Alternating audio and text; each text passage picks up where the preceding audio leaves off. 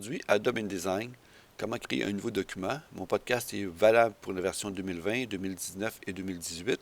Alors c'est très simple. Alors on crée un nouveau document ou encore fichier nouveau qui nous donne accès ici à deux autres types de documents que nous verrons ultérieurement. Concentrons-nous maintenant sur documents ici qui vont nous permettre de créer un document de une ou plusieurs pages.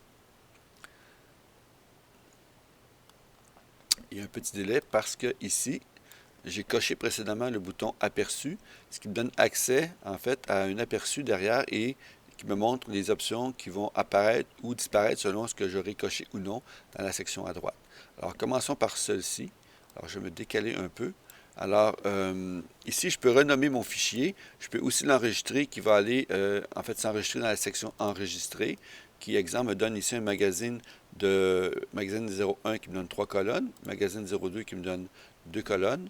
J'ai ici la dimension en pouces. Il faut savoir ici que les pouces sont plus conventionnels en Amérique du Nord pour les magazines qui sont 8,5 par 11. Par contre, certains professionnels graphistes travailleront peut-être en point et en pica et peut-être en Europe des ciseros et des agates. Alors, à vous de voir, ça va changer selon si je suis en web ou mobile. À ce moment-là, ce serait pixel qui va s'afficher. Maintenant, pour ce qui est du nombre de pages, ici, on va toujours choisir un nombre de pages pair, mais par multiple de 4, alors 4, 8, 16, etc. Si votre magazine s'imprime de façon traditionnelle, donc oui, c'est page en vis-à-vis pour que ce soit en fait, recto-verso, donc les pages un peu comme on feuillette quand on lit un magazine.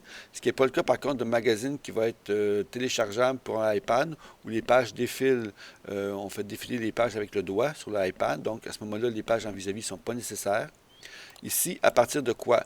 À partir de la page. Donc, ici, on peut créer des sections de pages avec des pages normales 1, 2, 3, 4, mais qui sont précédées de pages avec des chiffres romains, comme dans certains romans ou certains documents où il y a des préfaces, des choses comme ça.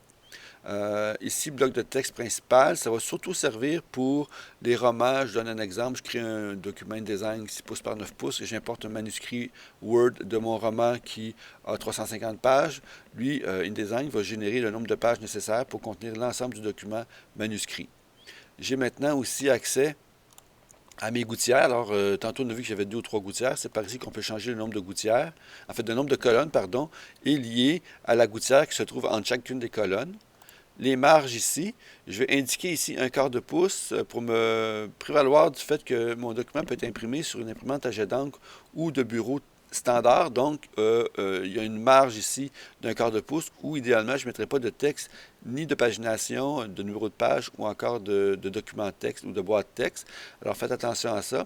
Si par contre, votre document s'imprime en pleine largeur parce que vous allez en presse traditionnelle ou en numérique, à ce moment-là, ne pas oublier de ici d'ajouter, je vais cacher les marges ici, je vais aller chercher ici plus bas ce qu'on appelle le fond perdu ou en bon français le bleed. Alors le fond perdu, c'est le huitième de pouce que j'ai rajouté, donc la petite ligne rouge guide qui va me permettre d'aligner en fait une boîte non attribuée qui va contenir une couleur pour le fond de ma page ou encore une image. Parce que si je ne fais pas ça et que mon document, si le document ne s'imprime pas traditionnellement ou c'est pas numérique, j'ai pas de problème. Mais si par contre j'y vais en presse traditionnelle avec les encres et tout, si mon image touche bord à bord mais sans excédent, ça se peut que par le mouvement de la presse et la pression que le document, qui peut être le fond ou encore la photo, se déplace et que je vois une petite lisière blanche ici. Maintenant ici, ce qu'on appelle la ligne bloc, c'est une zone qu'on peut mettre. Non, on ne la voit pas, j'ai mis un pouce ici, mais pour vous montrer concrètement que ça s'affiche, je peux rajouter ici un élément qui, quand c'est à gauche ou à droite, ça ne sert pas vraiment. Ça peut être honnêtement en haut ou en bas, qui va me permettre d'avoir un espace pour écrire des notes à l'imprimeur pour spécifier certaines choses, que faire attention à telle page ou telle page avant impression, etc.